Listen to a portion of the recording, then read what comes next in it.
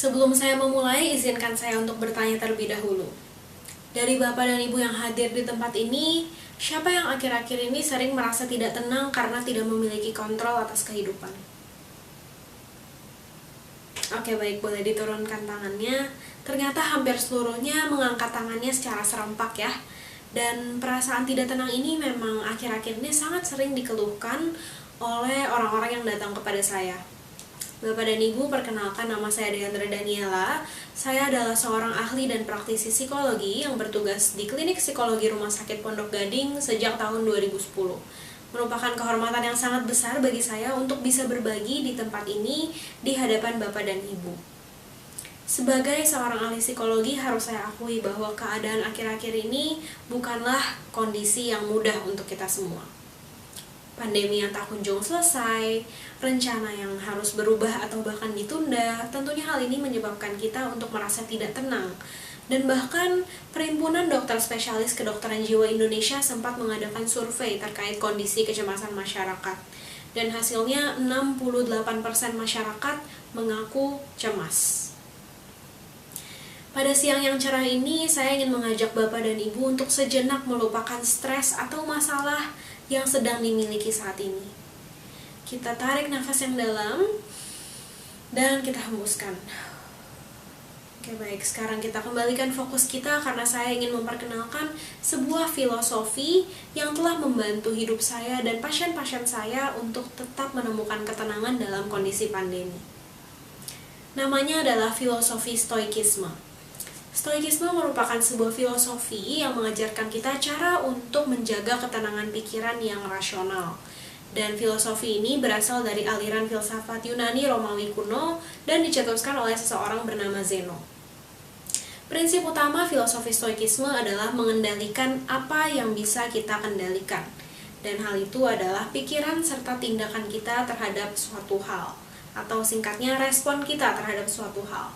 Apapun di luar kedua hal ini disebut dengan hal eksternal atau hal yang tidak bisa kita kontrol. Dan hal eksternal ini termasuk segala peristiwa, segala situasi yang terjadi, atau bahkan pikiran dan tindakan orang lain terhadap kita. Oke, baik, sekarang Bapak dan Ibu sudah memiliki gambaran mengenai filosofi stoikisme ini. Dan menurut saya sendiri, filosofi stoikisme bukan merupakan suatu hal yang sulit untuk dipahami, tetapi cukup sulit untuk dipraktikkan. Namun sekali lagi saya tekankan bahwa sulit bukan berarti tidak bisa. Untuk memahami filosofi ini, saya ingin memberikan beberapa contoh yang bisa membuat Bapak dan Ibu lebih paham. Dan contoh yang pertama ini kebetulan baru saja saya alami tadi pagi. Jadi Bapak dan Ibu, saya memiliki satu mobil yang bernama Si Kuning. Dan Si Kuning ini selalu saya gunakan kemanapun, termasuk harusnya saya gunakan untuk menyetir ke tempat seminar ini. Tetapi sangat disayangkan hal yang berada di luar kontrol saya terjadi, yaitu ban Si Kuning kempes. Dan akhirnya saya tidak bisa menggunakan Si Kuning ke sini. Dan untuk menghadapi situasi ini, saya memiliki dua alternatif pilihan. Pilihan pertama, saya bisa merasa kesal, saya merasa marah, dan saya merasa sedang sial. Dan akhirnya mengacaukan hari saya. Dan pilihan yang kedua, tentunya yang saya pilih, saya menyadari bahwa hal tersebut berada di luar kontrol saya, dan saya tetap berfokus pada apa yang bisa saya kerjakan, respon saya setelahnya. Yaitu akhirnya saya menggunakan taksi untuk sampai ke sini, dan hasilnya saya tetap merasa tenang, saya tetap merasa bahagia, dan saya tetap melakukan apa yang bisa saya kendalikan. Contoh kedua adalah di tempat pekerjaan, misalnya ketika kita diminta untuk melakukan presentasi atau public speaking seperti yang sedang saya lakukan saat ini. Jika dilihat dari sudut pandang stoikisme, ketakutan kita untuk melakukan public speaking sebenarnya merupakan hal eksternal. Karena yang kita takuti biasanya adalah perkataan orang lain atau reaksi orang lain terhadap hal yang kita utarakan. Dan hal ini sekali lagi adalah hal eksternal. Yang bisa kita kendalikan adalah untuk mempersiapkan diri dan mempersiapkan materi kita sebaik mungkin, dan juga membawakan materi ini dengan percaya diri. Dan dengan begini kita jadi bisa merasa lebih tenang dan fokus pada apa yang bisa kita kendalikan. Contoh terakhir berhubungan dengan kondisi pandemi. Bagaimana cara untuk menghadapi kondisi pandemi dari sudut pandang filosofi stoikisme? Tentunya yang pertama menyadari bahwa kecemasan itu merupakan hal yang wajar. Yang dapat kita kendalikan adalah kecemasan yang tidak berlebih, yaitu kita bisa mengendalikan pikiran kita bahwa ini saatnya mengendalikan apa yang berada dalam kendali kita. Misalnya Bapak dan Ibu cemas karena pekerjaan. Apa yang bisa Bapak dan Ibu lakukan untuk menghadapi hal ini? Tentunya sekarang Bapak dan Ibu bisa melihat atau browsing di situs-situs internet yang menyediakan informasi mengenai lowongan pekerjaan dan menyesuaikannya dengan kapasitas yang Bapak dan Ibu miliki. Dan jika dirasa kurang, Bapak dan Ibu tentunya bisa menggunakan internet juga atau menggunakan buku atau mengikuti workshop untuk meningkatkan kapasitas tersebut.